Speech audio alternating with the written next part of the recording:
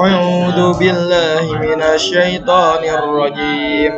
بسم الله الرحمن الرحيم. عما يتساءلون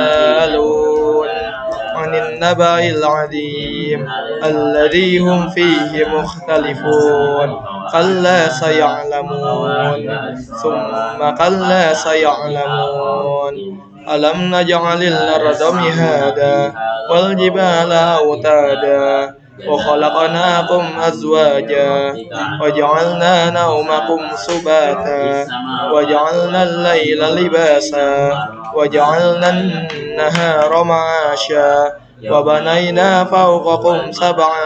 شدادا وجعلنا سراجا وهاجا وأنزلنا من المعصرات ماء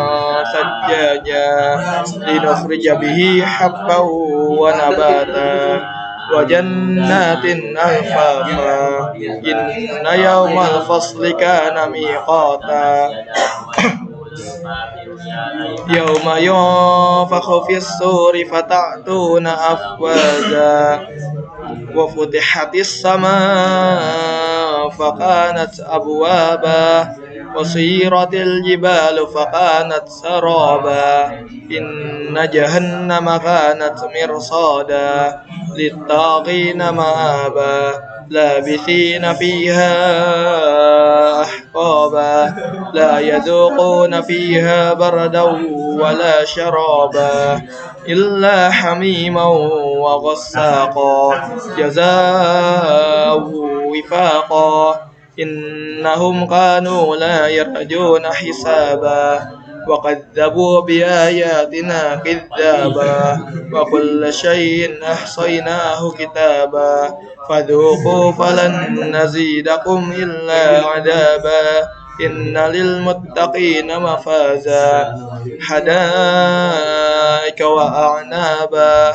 وكواعب أترابا وكأسا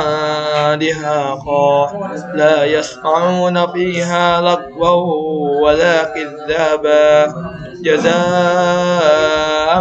من ربك عطاء حسابا رب السماوات والأرض وما بينهما الرحمن لا يملكون منه خطابا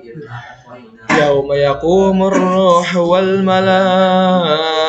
صفا لا يتكلمون إلا من أذن له الرحمن وقال صوابا ذلك اليوم الحق فمن شاء اتخذ إلى ربه مآبا إنا أنذرناكم عذابا قريبا يوم ينظر المرء ما